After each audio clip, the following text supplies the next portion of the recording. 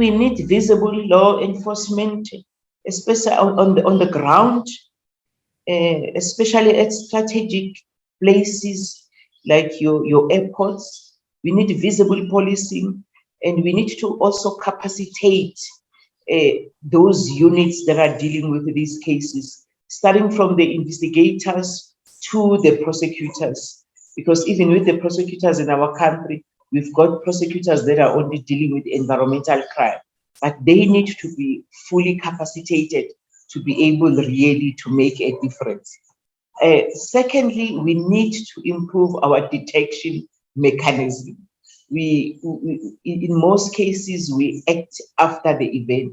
So we need to be able really to detect things before they've happened. And when they've happened, we need to be able to detect them much faster.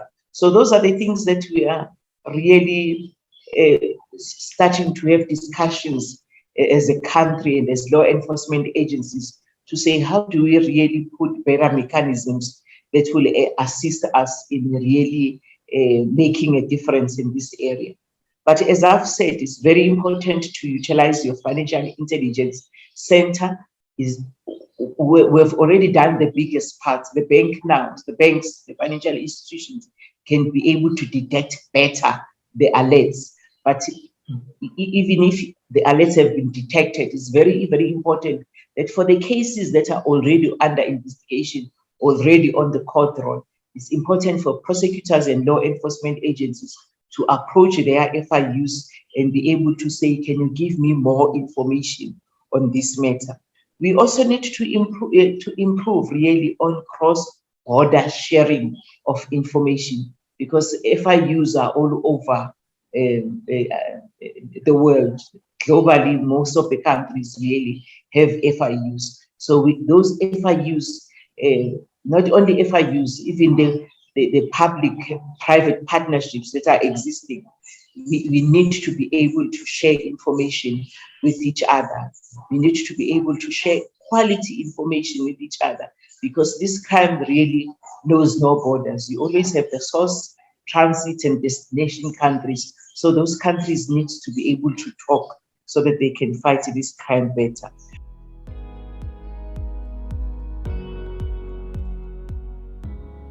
We could see that the alerts that are in the project are already being utilized by the banks. We've seen a 10% increase of suspicious transaction reports being reported by the banks when it comes to illicit wildlife trade.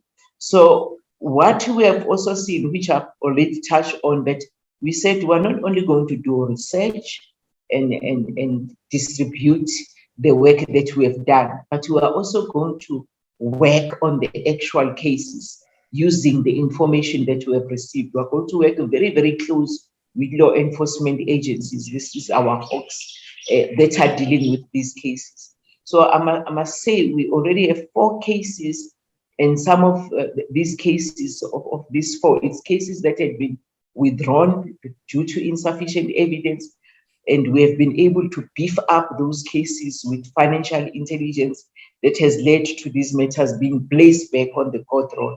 We've got 4 cases on the court roll. We've got 1 wherein we have been able to secure a conviction on money laundering, and we are awaiting sentence. That paradigm shift also is very critical, because we're speaking with law enforcement agencies to say, when you deal with these cases, don't look at these cases as just your normal crime. Look at these cases as financial crime, and really approach your financial intelligence unit so that you can get the information coming from them. Because our financial intelligence units, they always follow the money. And when you follow the money, you are able to disrupt the organized crime happening in this space. You are not really focusing on 1 or 2 people who have been found at the scene and taking 1 baggie that has been found at the scene, but you are able really to get leads that are taking you to the people, to the syndicates, to the kingpins that are behind this profitable operation.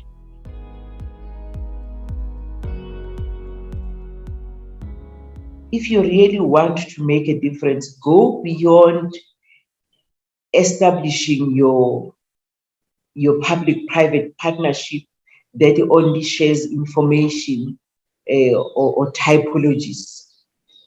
That's good. It's able to show you the leads to have such reports, but it also adds more value if you are able to sit in one room with the banks as an FIU, as law enforcement, and say, this is what we are seeing.